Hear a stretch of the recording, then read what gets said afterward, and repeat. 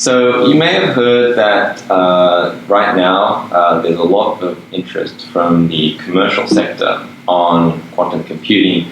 Big companies such as IBM, Google, Microsoft, they're all interested now in quantum computing, and everybody is trying to make quantum computing devices. So the big news last year was that Google announced that they had achieved quantum supremacy. This was using their superconducting qubit machine. But actually, this is really just one technology that that people are really investigating at the moment. And other companies, such as IonQ, these companies are working on different technologies, such as ion traps. And in particular, Microsoft is actually working on so-called topological qubits in nanowires. So in today's video, we're going to explain a little bit about what this topological quantum computing is, and give you a little bit of an overview of our kind of recent results. Topological quantum computing is actually based on these kind of exotic particles called anyons, and we might be familiar with the fact that most particles that we have naturally are either fermions or bosons. Anyons are a different type of particle that obeys different types of statistics, and some of these anyons have different properties so that you can actually do quantum operations just by braiding them. So the idea of quantum computing is, quantum computing with anyons is that you perform these braiding gates, and this actually allows you to do quantum computing. So this was first proposed by a guy called Alexei Kitaev. So this is a professor at Caltech. He made some kind of breakthroughs in the early 90s about topological quantum computing, and proposed this general idea. Some of his sort of most famous works from this era are published in these really kind of minor journals, like a paper that we've often used for our work is published in this tiny journal called Phys-Speccy, and despite being published in some tiny journal, it's still cited thousands of times, so it's really influential kind of work. And there are kind of two main contenders for physical systems to show these kind of anyonic particles. So the first one is the fractional quantum Hall effect, and you might be familiar with this from things like the quantum Hall effect, where you see these conductance plateaus. The second one is the superconducting semiconductor nanowires. Basically, kind of a hybrid system where we have superconductors and semiconductor systems in a kind of a 1D configuration. And these are actually making some huge breakthroughs in recent years. For example, just last year there was some evidence that you could observe these Majoranas particles. But this is still just actually evidence at this point. People really haven't been able to see a definitive sighting of these Majoranas. It's kind of evidence supporting the existence of these particles. And a couple of years ago, there was a paper that was announced that was, I think, part of the Microsoft team. But unfortunately, this was recently retracted. But I think still the research sort of continues on, and people think that this is still quite a promising direction towards quantum computing. Well, at least Microsoft thinks so, and but it really is kind of based on really new kind of technology. So recently we had a paper that was accepted to physical review letters, where we showed that you could emulate quantum teleportation.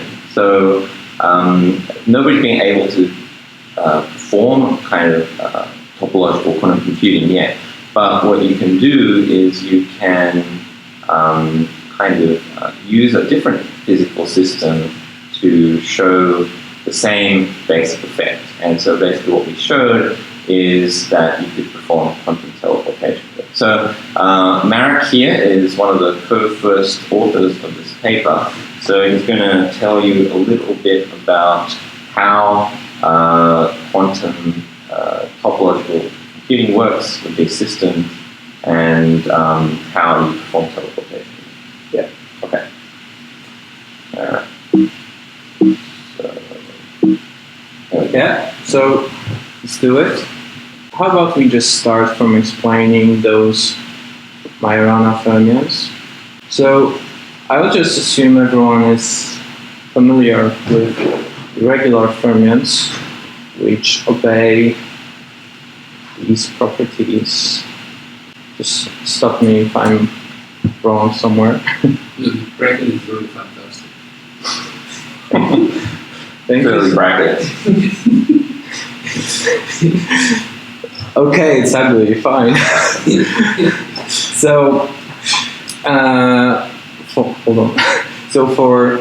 So these are the regular fermions. And each of those regular fermions can be rewritten in terms of two Majorana fermions. Can be rewritten in terms of two Majorana fermions. So any regular fermion can be written as two Majorana. Yes, sir. And it works in this way. So let's just draw it. So if we just imagine a lattice, if we just imagine a one-dimensional lattice like this, and fermions are just placed on appropriate sites. So this is the first one, the second, the third, and the nth one. That would correspond to the following Majorana pairings. So this is gamma 1L, gamma 1R, gamma 2L, gamma 2R, and so on. So L and R are mentioned, right? Yes, sir. So this is called the species, that's how we call it. Yes, and this is the index of the Majorana. It's like the site. Yes, the index of the site. And this, what I drew here, is called the trivial regime.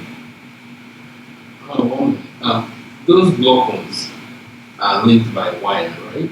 So the block things, are they planar or Yeah, so the default description is one-dimensional. So you give them just one index, right?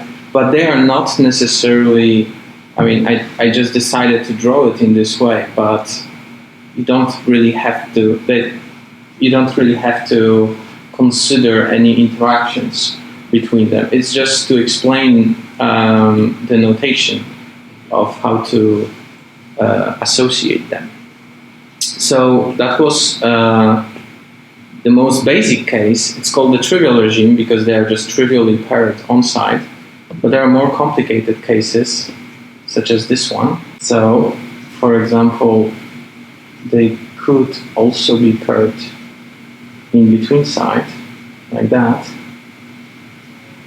And this one is called the topological regime. And the edge ones are called the MZMs, the Majorana zero modes. And they can be used to represent quantum states. And we can define a logical space, can be used for quantum computation.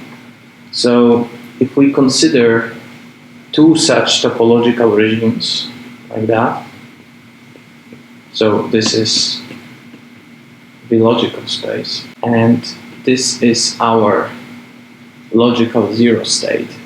So is that a single chain, or is that two chains? This is two chains. There's So two chains. let's name them gamma 1 RL, gamma 2L, gamma 2R, and we can imagine there is more sides in between. They're just conceptually not important here, so we just ignore all the other Majoranas being inside. And okay, so this is the logical zero state. What about other states? We can produce such states by doing different braids on this logical zero. And there are 6 possible braids. So, hold on, but this is two chains, right? Yes, sir. So, shouldn't it be a 2-qubit state? Right. Yeah, okay, yeah, you're right. Yes, you're right. So, this is actually zero state. And the reason why you need 2 of them is in order to perform braids. Because if you have just one of them, you cannot really do many operations. Sorry about that. So there are 6 possible braids here. So, for example, there is braid like this. There is braid like this. There is braid like this. Sorry, it's super ugly, but you will have to bear it. It's like this. Finally, like that. And each of them, yes. So a braid is like an exchange. Yes, it's like an exchange. So it's like if you use a exchange operator for the indistinguishable particles, Right. in order to create a phase factor.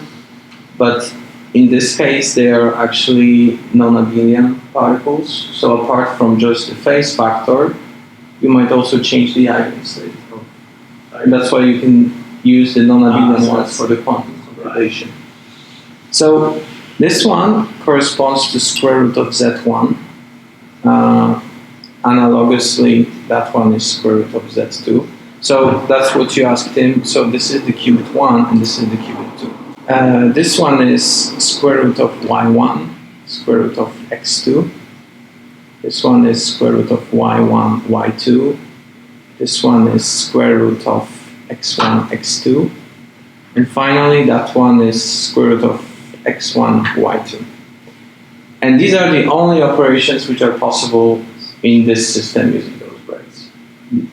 You can perform quantum algorithms using system of wires like this, but it needs to be decomposable into those ways.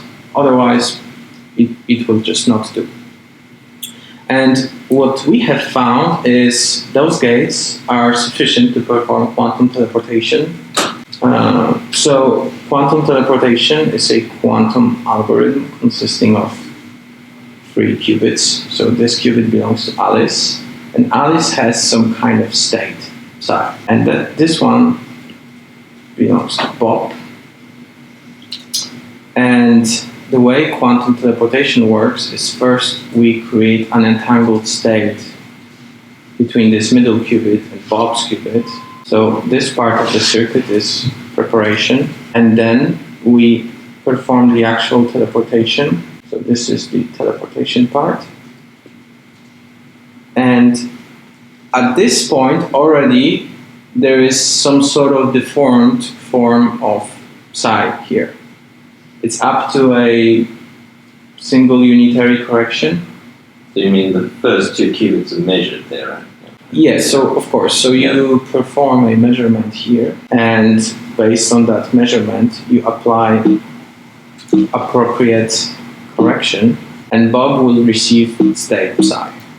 And this will work regardless of the distances, barriers, or anything, apart from this correction, of course. And we found that actually equivalent protocol can be performed using those braids. So we developed a teleportation circuit based entirely on those braiding gates, which is pretty equivalent and works as follows. So we prepared entangled state using square root of xx. And as you could see before, we do have this logical operation using braids. And then we perform teleportation using another square root of x1, x2. So this is Alice, this is Bob. Alice has a topological state psi. And one more time, measurement. And you can actually design different forms of teleportation using different entangling operation. And the only thing that would be affected would be the way you perform this correction. So there is still x and z correction, but the way you apply them is a bit different. So this is a not, and this is an or here, and the bob still gets psi. So let's draw this using topological braids. Actually, it looks pretty nice and it's interesting. But first, let's note that this operation, this is not a square root of xx operation. It's an x that acts on a single qubit, which is an operation we actually don't have using braids. And we will overcome that by using an extra qubit, which we call an ancillary bit. And let's just draw a braiding diagram first. So we will need not 3, but 4 topological qubits. So the fourth is the answer. Yes, sir, exactly. So first we do, so this is psi to be teleported, it belongs to Alice. This is Bob. He has logical 0. This one is also logical 0, and this is actually logical psi. And this one is logical plus state. So first we prepare an entangled state using XX braid, and the rest of them do nothing. And now we do another XX braid to perform the quantum teleportation. Now we will do the measurement part. This one is still quantum, hasn't been measured. So now we would perform our classical correction based on those measurements. So we would do 2 X braids here. So this is actually X. And then 2 Z braids, which is Z. Because each braid is like square root. Exactly. So you need like 2 of them. Exactly. To make it a regular Z. Exactly. But we actually don't have a single square root of x. So we use an ancilla qubit, and it is in logical plus state in order to not be affected by the other x. So that's the trick we use. So this is x correction, and this one is z correction. And we Just curious, how do you really differentiate between the braids? They just look alike. So on the same chain, if you braid Majoranas on the same chain, it's a square root Z. Okay. But if you braid Majoranas on different chains, it's something like square root of XX. yeah, Okay. Yeah. yeah. And those are on different chains, so that's why Yes. it's an X. Yeah. That's why the other one you need to have in logical plus state, because you don't want it to get entangled with the rest of the system. So point 4, I guess, results. We developed quantum teleportation for topological states. 4.2, we simulated it experimentally. Yes. So we ran it on the superconducting quantum computer. Yes. In collaboration with Jianwei Pan and Xiaobo Ju's group at University of Science and Technology, China. Processor at USDC. And yeah, that's what we did. Did I miss anything? And I think the main result is that the teleportation fidelities are above 2/3, I forget the numbers, something like 0.7 fidelity. So 2/3 is a classical bound for teleportation. So if you just try and measure your state and tell Bob, so if Alice just measures the state the best she can, and then tells Bob the best fidelity you can get is 2/3. Yes. And if you get above that, it shows that you're doing something non-classical. Yeah. So we could do that. The machine could achieve that, and then maybe won't go into it so much, but you can actually detect errors with this scheme as well. So you could tell when Z type errors were happening. And then if you post-select on that, you can actually improve the fidelity. Something like 0.85 or something. I can't remember the number. Error detection scheme. Yeah. Yeah. Any questions? Any questions? Everything's clear, no questions. Thank you for your attention. Okay. All right, so I guess that's it. Yeah, let us know in the comments if you want more videos about that. Okay, all right, so thanks for watching. Don't forget to like and subscribe.